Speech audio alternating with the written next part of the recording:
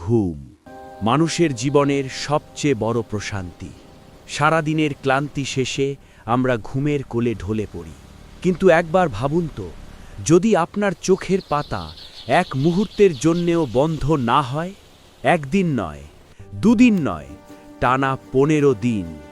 আজ আমি আপনাদের শোনাব ইতিহাসের পাতায় লুকিয়ে থাকা এক হাড় হিম করা গল্প, যা শোনার পর আজ রাতে আপনার ঘুমাতে ভয় লাগবে। গল্পটা 1940-এর দশকের। রাশিয়ার এক গোপন ল্যাবরেটরিতে 5 জন রাজনৈতিক বন্দীকে নিয়ে আসা হলো। অফিসাররা তাদের বললেন, তোমাদের মুক্তি দেওয়া হবে, তোমরা আবার পরিবারের কাছে ফিরে যেতে পারবে। শুধু একটাই শর্ত, আগামী 30 দিন তোমাদের না ঘুমিয়ে কাটাতে হবে।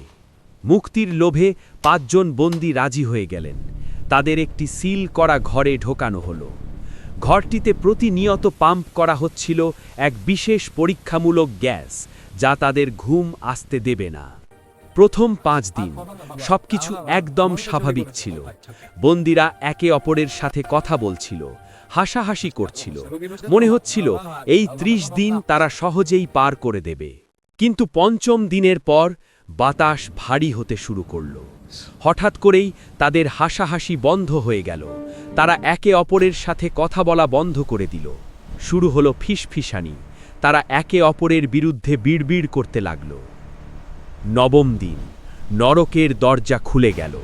হঠাৎ একজন বন্দী চিৎকার করে দৌড়াতে শুরু করল। সে ঘরের এ প্রান্ত থেকে ও প্রান্ত পাগলের মতো দৌড়াচ্ছে আর চিৎকার করছে। টানা 3 ঘন্টা ধরে সে চিৎকার করেই গেল। একসময় তার গলার আওয়াজ ছিঁড়ে গেল, কিন্তু সে থামল না। বাকিরা ভয়ে বইয়ের পাতা ছিঁড়ে জানলার কাঁচগুলো ঢেকে দিল, যেন বাইরের কেউ তাদের দেখতে না পায়। তারপর সব শান্ত, পিন পতন নীরবতা। 15তম দিন বিজ্ঞানীরা আর অপেক্ষা করতে পারলেন না। তারা ভাবলেন বন্দীরা হয়তো মারা গেছে। তারা মাইকে ঘোষণা দিলেন, আমরা চেম্বার খুলছি, তোমরা নড়াচড়া করবে না। নির্দেশ মানলে তোমাদের একজনকে এখনই মুক্তি দেওয়া হবে।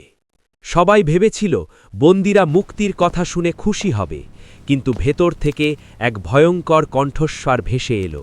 তারা বলল, আমরা আর মুক্তি চাই না, আমাদের বের করো না। বিজ্ঞানীরা হতভম্ব হয়ে গেলেন।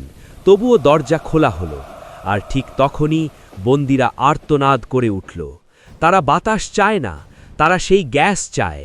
তারা পাগলের মতো চিৎকার করতে লাগল গ্যাস ফিরিয়ে দেওয়ার জন্য। সৈনিকরা যখন ভেতরে ঢুকল, তারা যা দেখল তা দেখে তাদের রক্ত হিম হয়ে গেল।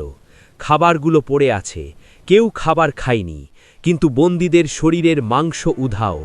তারা অন্য কাউকে নয়, তারা নিজেদের শরীর নিজেরা ছিঁড়ে খেয়েছে। পেটের নাড়িভুড়ি বেরিয়ে মেঝেতে ছড়িয়ে আছে, তবুও তারা জীবিত এবং তারা হাসছে। শেষ পর্যন্ত মাত্র একজন বন্দী বেঁচে ছিল। এক বিজ্ঞানী বন্দুক তাক করলেন সেই জীবন্ত লাশটির দিকে। ভয়ে কাঁপতে কাঁপতে তিনি জিজ্ঞেস করলেন, কে তোমরা, কি তোমরা? বন্দীটি হাসল, এক বিকট হাসি দিয়ে সে বলল, এত তাড়াতাড়ি ভুলে গেলে? আমরা তো তোমরাই।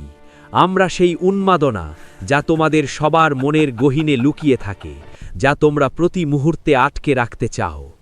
আমরা সেটাই যা থেকে তোমরা প্রতি রাতে পালিয়ে বেড়াও, যখন তোমরা ঘুমের গভীরে তলিয়ে যাও। বিজ্ঞানী আর সহ্য করতে পারলেন না, তিনি গুলি করলেন। মারা যাওয়ার আগে বন্দীটির মুখ থেকে শেষ কথাটি বেরিয়ে এলো। সে ফিসফিস করে বলল, মুক্তির খুব কাছে। যদিও এটি ইন্টারনেটের একটি জনপ্রিয় গল্প মাত্র, বাস্তবে এমন কোনো প্রমাণ নেই। কিন্তু গল্পটি কি আপনাকে ভাবিয়ে তুলেছে? ভিডিওটি ভালো লাগলে লাইক দিন আর সাবস্ক্রাইব করে আমাদের সাথেই থাকুন। ধন্যবাদ।